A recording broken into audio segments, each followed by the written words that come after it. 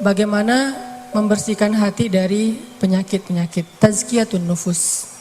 Kalau dalam bahasa ulama itu disebut tazkiyatun nufus. Penyakit hati itu dalam bahasa Arab marad atau amrod. Di dalam surat Al-Baqarah Allah menyebutkan a'udzubillahi minasyaitonirrajim. Fi qulubihim maradun fazadahumullahu marada walahum 'adzabun alimun bima kanu yaktibun. Di dalam hati mereka fi qulubihim maradun, ada penyakit. Tahu nggak teman-teman penyakit hati yang paling berbahaya itu apa? Baper? Apa penyakit hati yang paling berbahaya yang dampaknya itu bisa kemana-mana? Kalau dalam fisik itu kayak kanker gitu. Bisa menjalar, dia bisa sampai ke seluruh tubuh kemana-mana gitu penyakitnya. Udah diamputasi kadang-kadang belum menghilangkan sel kankernya. Udah di kemo berkali-kali ternyata belum mati juga tuh sel kanker. Dia makan, dimakan oleh sel kanker. Dia minum, di transfusi darah misalnya, darahnya dihabisin sama sel kanker. Sebahaya itu penyakit hati. Apa penyakit hati yang paling bahaya? Cinta terhadap dunia. Dengki. Penyakit hati yang paling bahaya itu adalah ragu kepada Allah Subhanahu wa taala.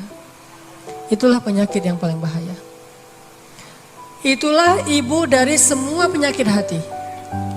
Dengki, cinta dunia, dendam, susah memaafkan, galau, khawatir yang berlebihan, berputus asa, semua itu lahir dari gara-gara dia ragu kepada Allah Subhanahu wa taala. Sehingga Allah mengatakan di dalam surat Al-Baqarah tadi, fi qulubihim marad, di dalam hati mereka ada penyakit, satu aja. Allah nggak mengatakan fi qulubihim amrad. Di dalam hati mereka ada banyak penyakit. Tapi Allah mengatakan fi qulubihim maradun, cuma satu penyakit. Dalam sebuah konsep tafsir, dalam sebuah pandangan tafsir, marad, penyakit apa yang ada di dalam hati mereka? Padahal hatinya banyak, tapi penyakitnya sama, yaitu asyak, raib. Di dalam awal surat Al-Baqarah Allah mention kita, dzalikal kitab la raib, tidak ada keraguan.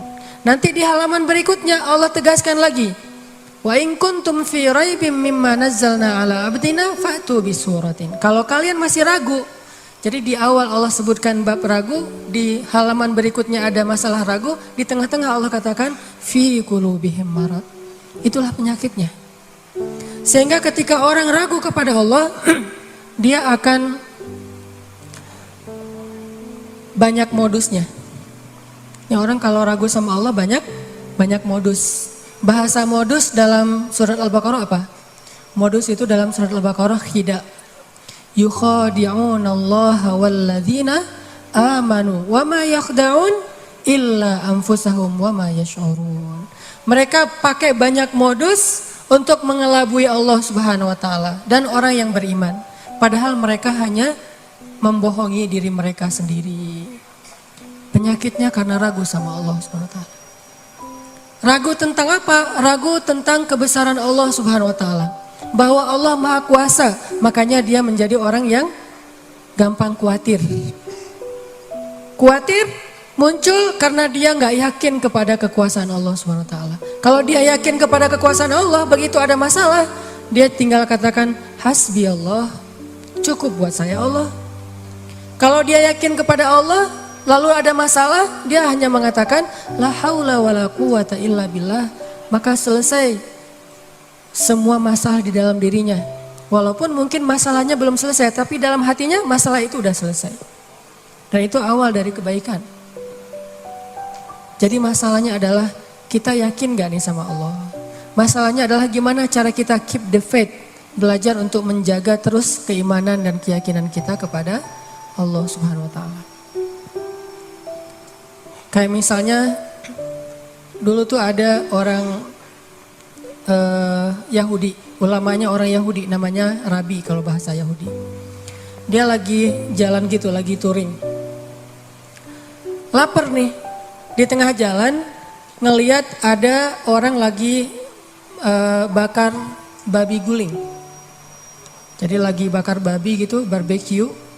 Terus dia ngecium harumnya aroma babi yang dibakar.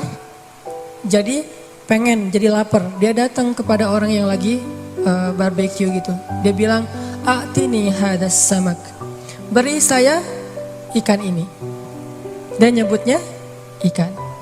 Orang-orang ngelihat pakaian orang ini kayaknya ini pakaian orang Yahudi yang khas banget. Akhirnya mereka bilang, "Kamu kan agamanya Yahudi. Orang Yahudi kan gak boleh makan babi," kata orang-orang yang lagi barbecue. Kata dia, "Siapa yang minta babi? Saya kan minta ikan." Tapi dia nunjuknya ke arah babi guling itu. Cuman dia menggunakan istilah ikan. Saya kan gak minta babi, saya minta ikan. "A'tini hadas samak."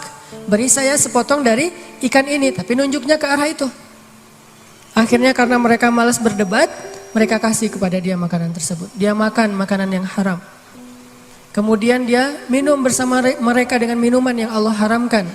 Lalu dia melanjutkan perjalanan. Karena dalam keadaan setengah sadar, lagi teler, lagi fly, akhirnya dia kehilangan ontanya di tengah jalan. Dia jalan kemana, ontanya kemana. Namanya juga orang lagi teler.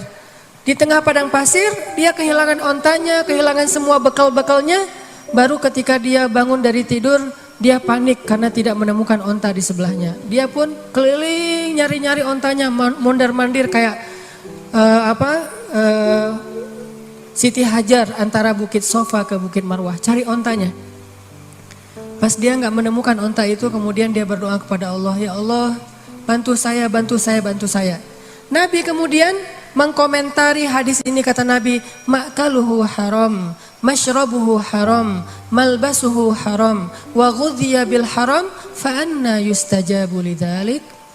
Makanannya haram, minumannya haram, kendaraan atau yang dia pakai itu semuanya haram. Lalu bagaimana Allah akan mengabulkan doa orang ini? Artinya apa teman-teman? Dia punya masalah, dia ragu kepada Allah ketika dia lagi dalam keadaan lapar.